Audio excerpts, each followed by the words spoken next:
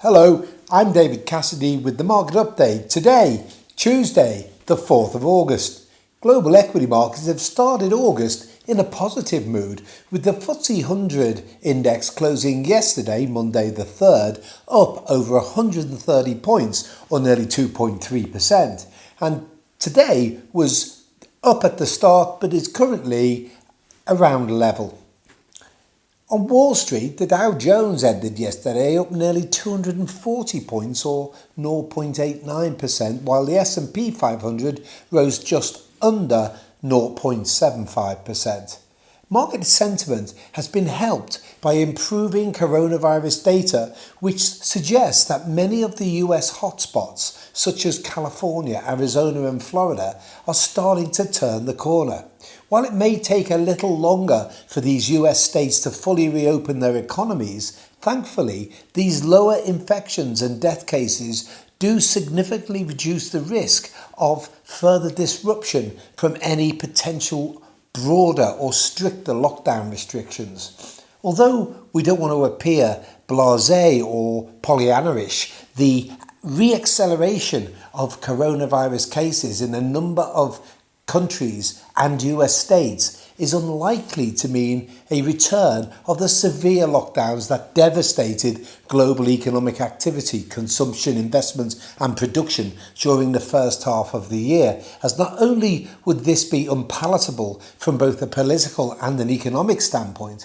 but more importantly because the death count thankfully continues to slowly decline. However, it would be churlish to assume that rising coronavirus infections and localized lockdowns won't have any economic impact, as it does have the potential to hurt the employment market by slowing the recalling of furloughed workers and or increasing the risk of further redundancies, which in turn could lower consumption and dampen the economic recovery from the current V-shape to a Nike swoosh. In other words, still a strong recovery, just slightly slower, especially as one of the US hotspots, California, is the largest economy in the US, and its economy is actually bigger than that of the UK.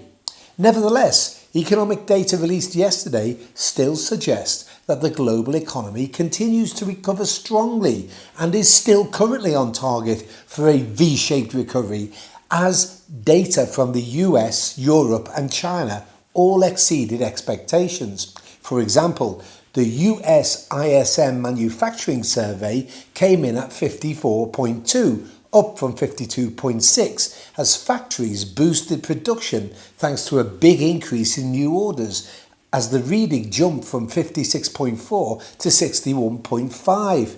The consensus market expectations for new orders was for a reading of just 55.1, so a reading of 61.5 is a significant beat.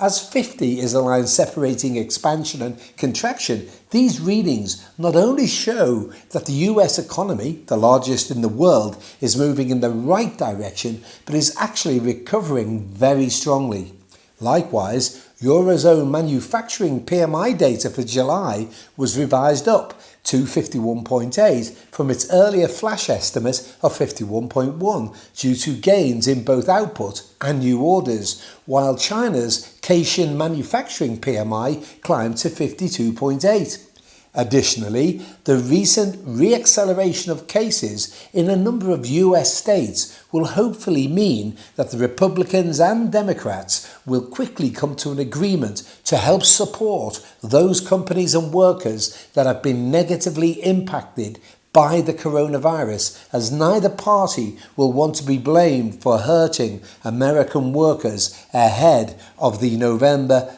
presidential election, and that will further buoy global equity market sentiment.